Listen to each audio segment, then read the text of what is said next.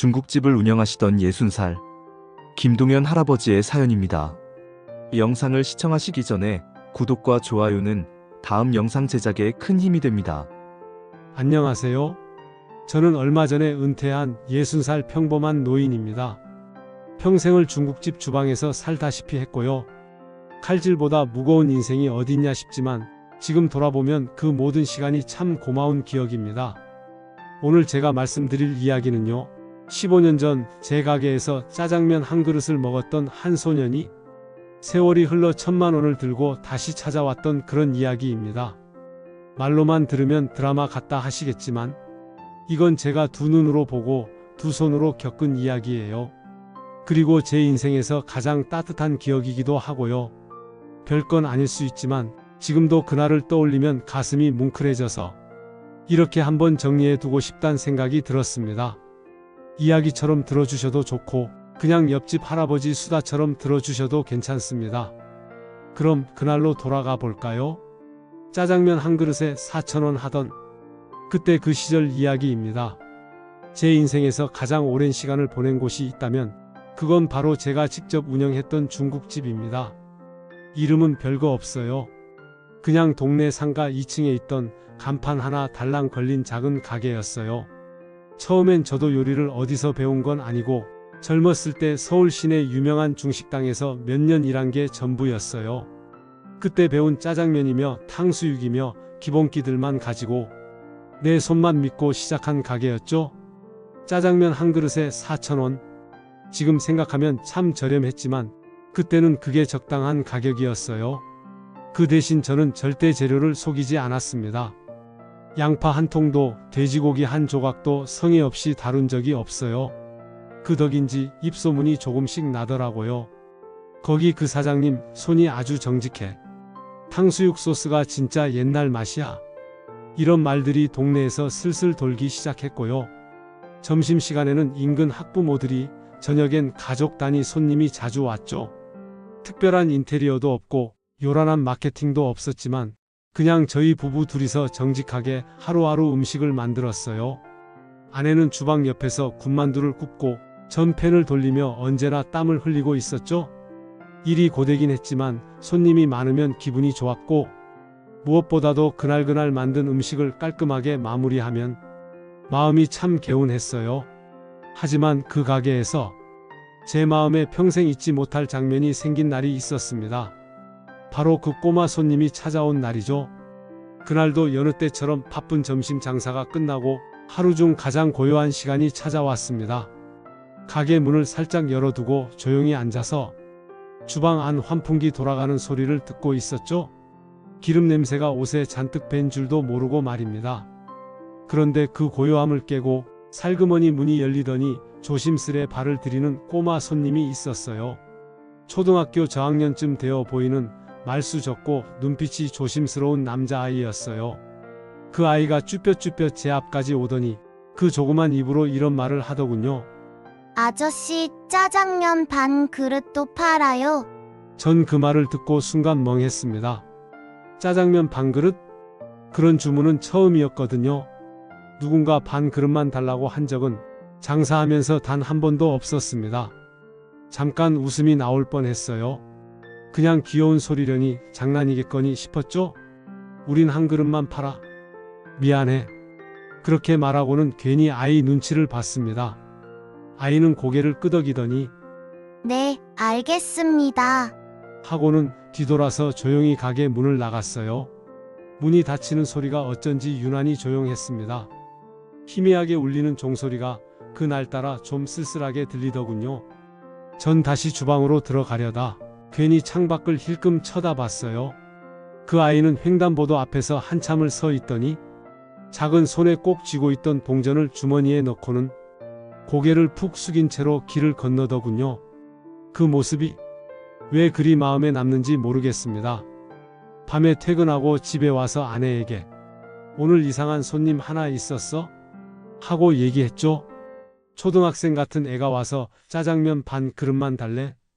그랬더니 아내가 조용히 제 손에서 수저를 내려놓더니 이러더라고요. 그거 그냥 귀여워서 한 말이 아니었을 수도 있어요. 뭔가 사정이 있지 않았을까? 그 말에 괜히 제 마음이 조금 무거워졌습니다. 그날 이후로도 자꾸만 그 아이 얼굴이 생각났어요. 어린데 눈밑이 살짝 그늘져 있었고 옷도 낡았지만 나름 깨끗하게 입었었죠. 말투도 조심스럽고 누군가에게 예의 바르게 자라온 느낌이 있었어요. 그 아이가 문을 나서는 순간 왜 그렇게 시무룩했던 건지, 왜 반 그릇만 시켜야 했던 건지 그게 하루 종일 머릿속에 맴돌았습니다. 그 다음날 장을 보러 나가기 전 괜히 주변을 두리번거리게 되더라고요. 혹시라도 그 아이가 또 올까봐요. 아니면 어제처럼 지나가다가라도 볼 수 있을까 싶어서요.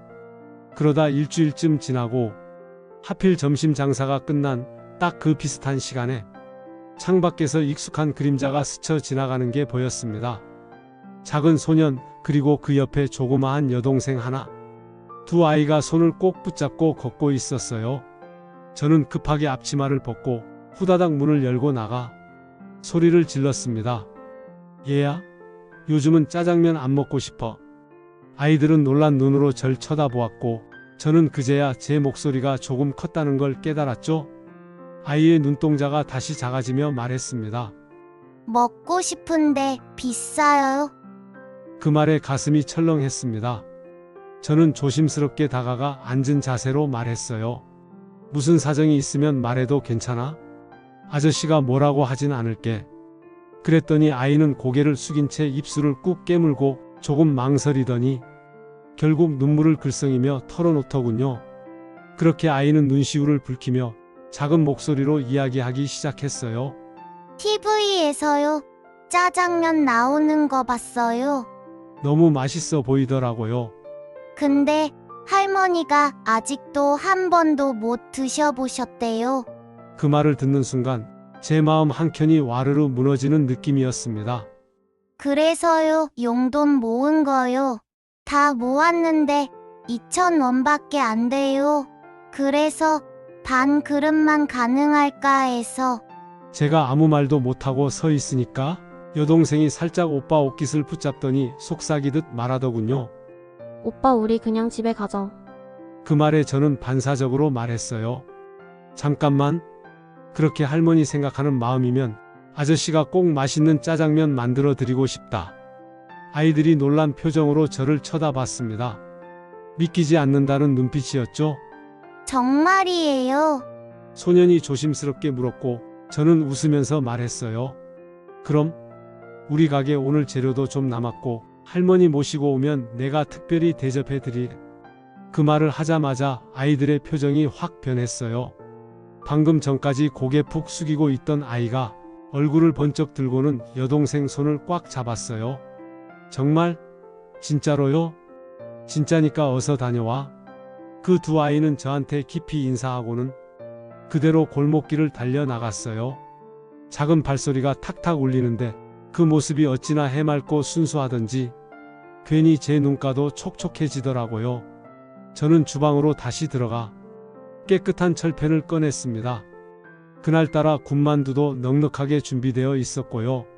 한 30분쯤 지났을까? 저 멀리서 허리가 굽은 노인이 두 아이 손을 붙잡고 천천히 걸어오는 모습이 보였어요. 가까이 다가오는데 허리는 거의 기역자처럼 굽어 있었고 주름진 손엔 장바구니가 들려 있었습니다. 할머니는 식당 문 앞에서 망설이듯 서 계셨고 저는 나가서 문을 활짝 열며 말했죠. 어서 오세요, 어르신. 오늘은 제가 대접하는 날이에요. 할머니는 난감한 얼굴로 아이고, 아니에요. 너무 부담드려서 어째요? 하시며 몸을 돌리려 하셨어요. 어르신, 오늘 안 드시면 후회하실 거예요. 제가 진짜 자신 있는 짜장면이에요. 그렇게 말하며 웃었더니 아이들이 할머니 손을 잡고 안으로 모셨어요. 가게 안으로 들어오신 할머니는 자리에 앉자마자 아이들에게 조용히 말하셨죠. 이런 건 받으면 안 되는 거야. 이 아저씨도 장사하시는 분인데. 전 들은 척도 안 하고 주방으로 들어가 곱빼기 짜장면 3그릇에 군만두까지 가득 담아서 상에 올렸습니다. 오늘 재료가 좀 남아서요. 그냥 드리는 거예요. 안 그러면 버려야 해요. 그 말을 들은 할머니는 두 손을 모으고 고개를 수차례 숙이셨어요. 이런 은혜를 어떻게 갚아야 하나? 그런데요, 진짜 인상 깊었던 건 아이들이 짜장면 그릇을 받자마자 눈을 반짝이며 외쳤던 말이었습니다. 우와, 이게 짜장면이구나. 그리고는 젓가락질도 서툰 손으로 면을 후루룩 빨아들이기 시작했어요. 얼굴이며 입주위가 까맣게 짜장 소스로 번졌는데 그 모습이 어찌나 천진난만하고 순수하던지 할머니는 아이들 머리를 쓰다듬으며 잠시 웃다가도 이내 눈시울을 붉히셨어요. 그러고는 저에게 따로 아이들 상황에 대해 설명을 해주셨는데 아유, 얘네가요, 엄마 아빠가 없어요. 그 말에 제 손이 멈췄습니다. 할머니는 조심스럽게 이야기를 이어가셨어요. 애들 엄마 아빠가 애들 낳고 금방 헤어졌어요. 서로 각자 사는 게 바쁘다고 결국 애들만 저한테 던져두고 떠났어요. 전 그냥 이 아이들이 너무 불쌍해서 어떻게든 키워보자 했죠. 시장에서 채소 팔며 하루 벌어 하루 살지만 요즘은 허리도 안 좋아지고 하루 서 있는 것도 버겁네요. 그 이야기를 듣는 순간 저는 도저히 눈물을 참을 수 없었습니다. 그저 짜장면 한 그릇이었는데 그 한 그릇이 누군가에겐 그렇게 큰 위로와 소원이었던 겁니다. 어르신, 애들 언제든지 데리고 오세요. 짜장면이 먹고 싶다 하면 언제든 환영이에요. 할머니는 연신 손을 흔들며 아유, 그럴 수 없어요. 너무 부담돼요 하셨지만 아이들은 얼굴이 환하게 밝아졌습니다. 그날 가게는 작지만 세상에서 제일 따뜻한 공간이었던 것 같아요. 그날 이후 정말로 그 아이들은 약속을 지키듯 1년에 한두 번씩 제 가게를 찾아왔어요. 처음에는 조심스럽게 가게 문을 열고 들어오던 모습이 생각납니다. 고개를 살짝 들고 저를 발견하자마자 아저씨 안녕하세요 하고 활짝 웃던 그 모습이요. 저도 아이들이 올 때면 괜히 마음이 들떠서 주방 정리를 서둘렀습니다. 오늘은 그 두 녀석 오려나? 괜히 혼잣말을 중얼거리기도 하고 재료 손질하다 말고 문 쪽을 힐끗힐끗 보기도 했어요. 그 아이들이 오면 늘 똑같은 자리, 창가 쪽 작은 4인용 테이블에 앉았고요. 저는 말도 안 하고 곱빼기 짜장면과 군만두를 넉넉하게 내줬습니다. 아이들은 처음 몇 번은 진짜 또 공짜로 주셔도 돼요? 하면서 걱정도 했지만 제가 웃으면서 우리 가게 전통이야. 너희는 평생 단골 손님이니까 라고 말해주면 그제야 안심하고 젓가락을 들었죠. 시간이 지날수록 두 아이는 키도 쑥쑥 크고 표정도 점점 밝아졌습니다. 남자아이는 여동생을 꼭 챙겼고 여동생은 오빠 말에 꼬박꼬박 대답하며 늘 바르게 행동했어요. 그렇게 시간이 흘러 저는 이 아이들이 점점 자라는 게 느껴졌고 어느 순간부턴가 그들의 방문 주기가 길어졌어요. 예전엔 명절 전후로 한 번씩, 방학 때 한 번씩 왔는데 어느 해부터는 1년에 딱 한 번만 얼굴을 볼 수 있었죠. 아저씨 오랜만이에요. 얼굴 까먹을 뻔했잖아. 제가 일부러 투정처럼 말하면 남자아이는 웃으며 말했어요. 학교랑 아르바이트 때문에 바빴어요. 그래도 꼭 오고 싶었어요. 그 말에 저는 항상 이렇게 대답했죠. 올 수 있을 때만 와도 돼. 아저씨는 너희가 건강하게 지내는 것만 봐도 좋아. 그렇게 쌓인 추억들이 한 해, 두 해를 지났고 그동안 제 가게도 참 많이 변했어요. 처음 짜장면을 4,000원에 팔던 시절엔 동네에서 줄 서서 먹는 맛집이었는데 시간이 지나면서 프랜차이즈 중국집들이 하나둘 생겨나고 배달 경쟁이 치열해지면서 손님은 점점 줄었죠. 예전엔 점심시간만 되면 가게 안이 북적였는데 어느 순간부터는 혼자 주방에 서서 기다리는 시간이 더 많아졌습니다. 주방 구석엔 아이들이 남기고 간 그림 엽서도 붙어 있었고 손글씨로 쓴 아저씨 짜장면 최고예요 라는 글도 테이프로 붙여놨는데 문득문득 그 글귀를 바라보며 혼자 웃기도 했습니다. 하지만 그해 겨울 그 아이들이 처음으로 오지 않았습니다. 방학이라 바빠서 못 왔겠지? 할머니가 어디 편찮으신 걸지도 몰라? 다음 달엔 오겠지? 그렇게 몇 달을 기다렸지만 그 다음 해에도 그 다음 해에도 아이들은 오지 않았습니다. 제가 먼저 찾아가 보고 싶었지만 사실 이름도 주소도 아무것도 몰랐어요. 그저 가끔 문 앞에 서서 저 멀리 골목길을 바라보는 게 제가 할 수 있는 전부였죠. 그 시절 그 작은 발소리와 웃음소리가 어느새 제 가게와 삶을 조용히 떠나버린 거였습니다. 그리고 저는 어느 순간부터 아이들이 남기고 간 그림 엽서를 가끔 손으로 쓰다듬으며 그날의 따뜻했던 식탁을 떠올리곤 했습니다. 그 아이들을 마지막으로 본 지 거의 5년쯤 흘렀을까요? 그동안 제 가게도 많이 달라졌습니다. 예전처럼 활기차지도 않았고 손님도 점점 줄어들었어요. 하루에 몇 명 안 되는 단골 손님이 와서 식사하고 가면 저는 그 뒤로는 조용히 주방에서 칼을 닦고 불을 끄고 혼자 의자에 앉아 창밖을 보며 하루를 마무리했습니다. 그날도 평범한 오후였습니다. 한낮인데도 가게 안은 조용했고 주방 불은 꺼져 있었어요. 그런데 낯선 전화 한 통이 걸려왔습니다. 여보세요, 중국집 맞죠? 낯선 남자 목소리였습니다. 또 배달 요청인가 싶어 저도 모르게 익숙하게 대답했어요. 네, 맞습니다. 그러자 상대방이 이렇게 말하더군요. 혹시 20명 단체 예약 가능할까요? 순간 심장이 철렁했어요. 20명?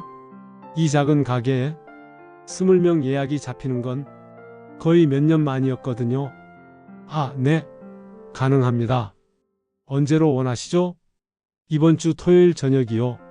사람들끼리 회식 겸 식사 자리 하려고요. 그 전화를 끊고 나서 저는 오랜만에 활기가 돌았습니다. 주방에 쌓아두었던 불판들을 꺼내 닦고 테이블도 재배치하고 의자도 하나하나 닦으며 몇 번이나 동선을 확인했죠. 그래, 이런 날도 있어야지. 요즘 같은 시기에 20명 예약이라니. 가게 문을 닫기 전 이렇게 북적이는 날이 있다니. 저는 마치 옛 시절로 돌아간 것처럼 들떴습니다. 그리고 토요일 저녁이 되었어요. 어둑해지는 저녁 시간, 가게 불을 다 켜두고 밖을 몇 번이나 내다보며 기다렸습니다. 그리고 정확히 약속한 시간, 20명 남짓 되는 젊은이들이 가게 문을 열고 들어섰습니다. 20대 중반쯤 되어 보이는 청년 남녀들이 줄줄이 들어왔는데 이야기하며 웃고 떠드는 모습이 한눈에 직장 동료들끼리 회식이구나 싶었죠.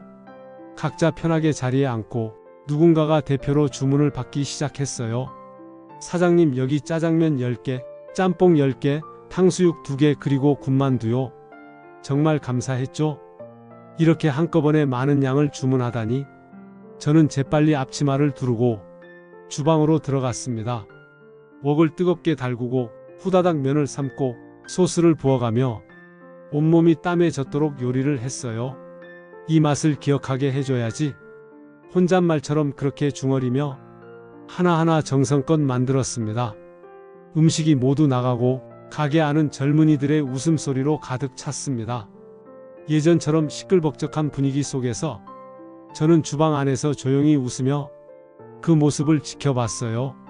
그리고 식사가 거의 끝나갈 무렵 젊은이들 중 한 명이 계산을 하겠다며 제 쪽으로 다가왔습니다. 그 청년은 다른 사람들과 달리 천천히 제 앞에 서서 조금은 조심스럽게 말을 꺼냈습니다.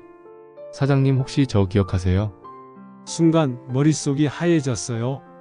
고개를 들어 청년의 얼굴을 보았는데 낯이 익은 듯 익숙한 듯 가슴이 철렁 내려앉았습니다.